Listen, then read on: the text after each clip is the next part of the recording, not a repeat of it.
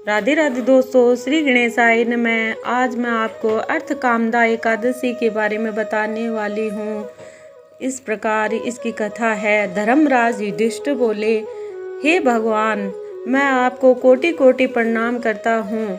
मैं आपसे निवेदन करता हूँ, आप कृष्ण पक्ष के चैत्र माह के शुक्ल पक्ष की एकादशी के बारे में बताइए।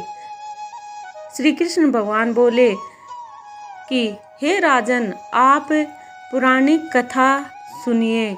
जिसके दिलीप ने वशिष्ठ जी से कहा। राजन दिलीप ने पूछा कि गुरुदेव, चैत्र माह के शुक्ल पक्ष की एकादशी का क्या नाम है? इससे कौन से देवता की पूजा की जाती है तथा इसकी विधि क्या है? जो सो कहिए। महर्षि वशिष्ठ बोले, हे राजन, चैत्र माह के शुक्ल पक्ष की एकादशी का नाम कामदा एकादशी है। यह पापों को नष्ट कर देने वाली है और पुत्र की प्राप्ति होती है। इस व्रत से कुयोनि छूट जाती है और अंत में स्वर्ग की प्राप्ति होती है। अब मैं इसका महात्म कहता हूँ, ध्यान से सुनिए। प्राचीन काल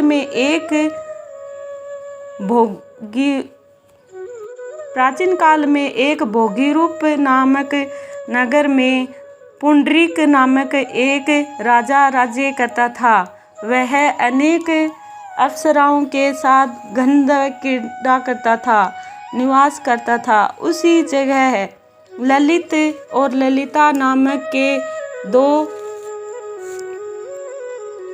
दोनों स्त्री पुरुष वैभवशाली घर में निवास किया करते थे। एक समय राजा पुंडरीक गंधर्व सहित एक सभा में क्रीड़ा कर रहे थे। उस जगह ललित गंधर्व भी उनके साथ गाना गा रहे थे और उसकी प्रियतम ललिता उस जगह नहीं थी। इससे वह उसको याद करने के कारण अशुद्ध गाना गाने लग गया। नामराज कोटिक ने राजा पुंडरीक से इसकी चुगली कर दी। इस पर राजा पुंडरीक ने ललित को श्राप दे दिया। अरे दुष्ट, तू मेरे सामने गाना गाता हुआ अपनी स्त्री को स्मरण कर रहा है। इससे तू कच्चे मांस और मनुष्यों को खाने वाला राक्षस बन जा। पुंडरीक के श्राप से वह ललित गंधर्व उसी समय एक विकराल राक्षस बन गया। उसका 8 योजन का शरीर हो गया। राक्षस हो जाने पर उसको महान दुख मिलने लग गया। वह कर्मगान फल और भोगने लगा। जब ललित को अपने प्रियतम के बारे में पता चला तो वह बहुत दुखी हुई। वह सदैव अपने पति के उद्धार के लिए सोचने लग गई कि मैं कहाँ जाऊँ और क्या करूँ। एक दिन वह घूमते घूमते विंध्याचल पर्वत पर चली गई। उसने उस जगह श्रृंगा ऋषि का आश्रम देखा और वह सीधे ही आश्रम के पास गई और उस ऋषि के सामने सुखदम जाकर विनय करने लगी। उसने देखकर श्रृंगा ऋषि बोले, हे सुभाग्य, तुम कौन हो और यहाँ किस लिए आई हो?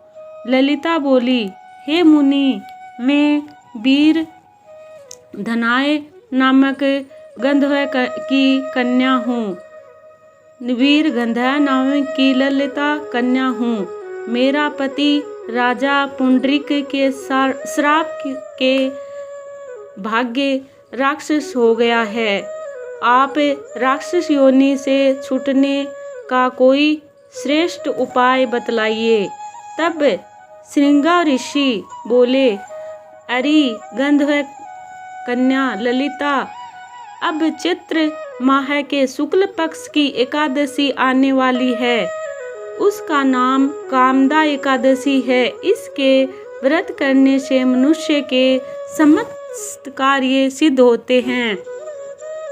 यदि तुम इसके व्रत के पुण्य को अपने पति को देती हो तो सिद्ध ही राक्षस योनि से छूट जाएगा।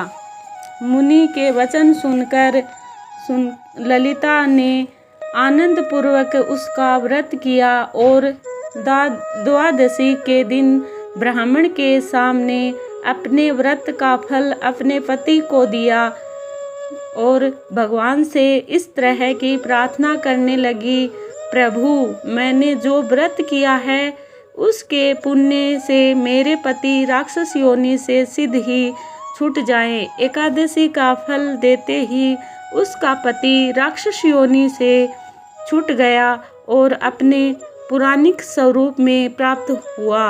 अब वह पहले से भांति ललिता के साथ विहार करने लगा। कामदेव एकादशी के प्रभाव से ये पहले से ही भांति अब वह अधिक सुंदर हो गया और पुष्प विमान पर बैठकर स्वर्ग लोक को चले। इस प्रकार राजन, इस व्रत के विधि पूर्वक करने से सब पाप नष्ट हो जाते हैं। इस व्रत से मनुष्य के महाहत्या, ब्रह्मा हत्या के पाप भी राक्षस योनि छूट जाती है। इसकी कथा महात्म से, श्रवण माथन से, पठन माथन से ही यज्ञ के फल के बराबर फल मिलता है।